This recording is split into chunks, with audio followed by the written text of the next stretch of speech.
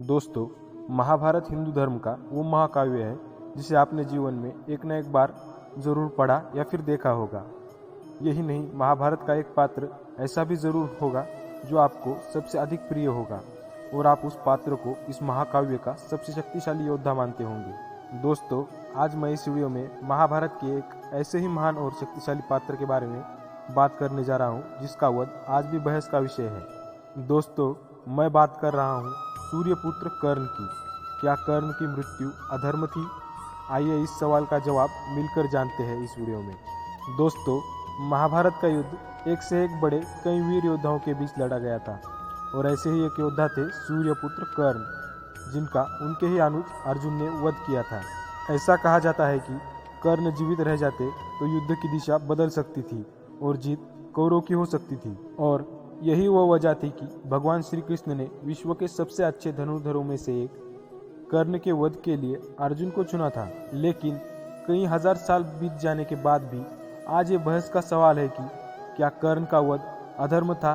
तो दोस्तों, इस सवाल का जवाब जानने के लिए हमें महाभारत की उस कहानी को याद करना होगा जब रणभूमि पर विश्व के दो सबसे अच्छे धनुर्धर यानी कि अर्जुन और कर्ण एक दूसरे के सामने थे। तब युद्ध के दौरान कर्ण के रथ का पहिया नीचे जमीन में धंस गया था। कर्ण रथ का पहिया बाहर निकालने की कोशिश कर रहे थे। तभी भगवान श्री कृष्ण के कहने पर अर्जुन ने कर्ण पर बाण चला दिया। बाण लगने के बाद कर्ण ने कहा कि हे भगवान, ये अधर्म हो रहा है। अर्जुन कायरों की तरह ही निहत्थे पर बाण चला रहा है। फिर कर्ण अर्जुन की तरफ मुड़े और उन्होंने अर्जुन से कहा कि कायर मत बनो, एक निहत्थे योद्धा पर बाण चलाकर तुम कायर ही कहलाओगे और साथ ही ये धर्म के भी विरुद्ध है। कर्ण की यह बातें सुनकर भगवान श्री कृष्ण ने कहा कि जब अधर्मी व्यक्ति किसी समस्या में फंसता है तभी उसे अपने धर्म और मर्यादा की याद आती है। जब भरी सभा में द्रौपदी का चीरहरण हो रहा था तब कहाँ था धर्म? जब द्यूत क्रीड़ा में कपट हो रहा था तब कहाँ था धर्म? जब पांडवों से उनका अधिकार छीना जा रहा था तब कहाँ था धर्म? जब अकेले अभिमन्यु की चक्रव्यूह में हत्या की गई तब कहाँ था धर्म? ये सभी अधर्म की घटनाएं थी। कर्ण, तब कहाँ था तुम्हारा धर्म? तुम्हें धर्म की बात कहने का कोई अधिकार नहीं और जो तुम्हारे साथ हो रहा है वो तुम्हारे ही कर्मों का फल है। दूसरी तरफ जब तीरों से कर्ण को घायल करने के बाद अर्जुन को यह ज्ञात हुआ कि कर्ण जिसे वो घायल कर चुके हैं वो तो उनके ज्येष्ठ है। ऐसे में शक भरी नज़रों से उन्होंने भगवान श्री कृष्ण की ओर देखा और कहा कि हे माधव, आपने मेरे हाथों से एक ऐसा अधर्म करा दिया। अर्जुन ने आगे कहा कि माधव, मेरे हाथ काँप रहे थे। तब आपने कहा था कि मैं एक सदात्मा को उसके भार से मुक्त कर रहा हूँ, लेकिन ये क्या, आपने तो मेरे मस्तक पर अपने ही ज्येष्ठ की हत्या का कलंक लगा दिया। तब भगवान श्री कृष्ण ने कहा कि मनुष्य को प्रारब्ध देने वाला मैं कौन होता हूँ? मनुष्य को प्रारब्ध उसके कर्म देते हैं। बीज में स्वस्थ मीठे फल लगेंगे या उस बीज को सूख जाना होगा, इसका चयन तो बीज स्वयं करता है पार्थ। अपनी धरा चुनकर श्री कृष्ण ने कहा कि पार्थ, तुमने धर्म का साथ देना चुना और कर्ण ने अधर्म का साथ। ऐसे में मैं क्या करता?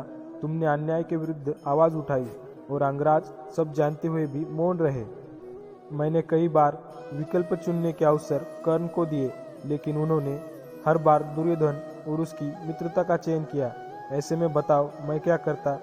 इस महायुद्ध में कई आहुतियाँ डलनी थी। अधर्म के खिलाफ लड़े जा रहे इस युद्ध में एक आहुति अंगराज करने की भी डलनी जरूरी थी। मैंने तो केवल तुम्हारे ज्येष्ठ को उनकी पीड़ा, उनके भार से मुक्त किया है।